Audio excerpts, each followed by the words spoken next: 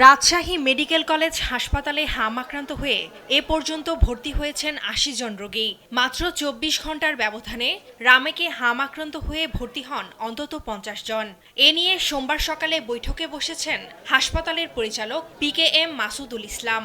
এদিকে Rajshahi medical college হাসপাতালে শিশু ওয়ার্ড পরিদর্শন শেষে পরিস্থিতি নিয়ে কথা বলেছেন বিএনপির স্বাস্থ্য বিষয়ক সম্পাদক ডাক্তার রফিকুল ইসলাম। হাসপাতালে কিন্তু মিজেলসের টিকা দেওয়া হয়, যারা মিজেলসে আক্রান্ত হয়ে আসেন তাদেরকে তখন চিকিৎসা করা হয়।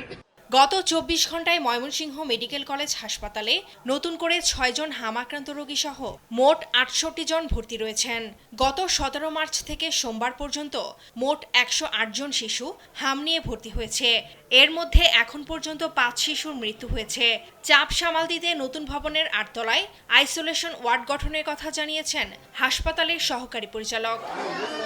চাঁপাইনবাবগঞ্জে ব্যাপকভাবে বাড়ছে হাম আক্রান্ত রোগী।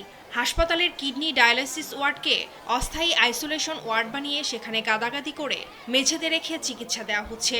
হামের উপসর্গ নিয়ে হাসপাতালে চিকিৎসাধীন অবস্থায় মারা গেছে ৪ শিশু। সোমবার দুপুর পর্যন্ত এখানে ৭৪ জন হাম আক্রান্ত রোগীর চিকিৎসা চলছে।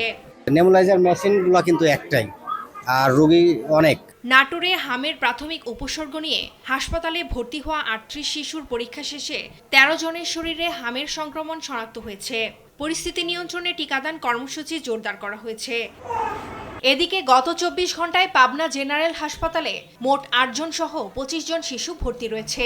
হাম আক্রান্তদের জন্য পর্যাপ্ত ব্যবস্থা নেওয়া হয়েছে বলে জানান হাসপাতালের পরিচালক। ফারজানা আফরোজ টুম্পা, নিউজ ডেস্ক, দেশ টিভি।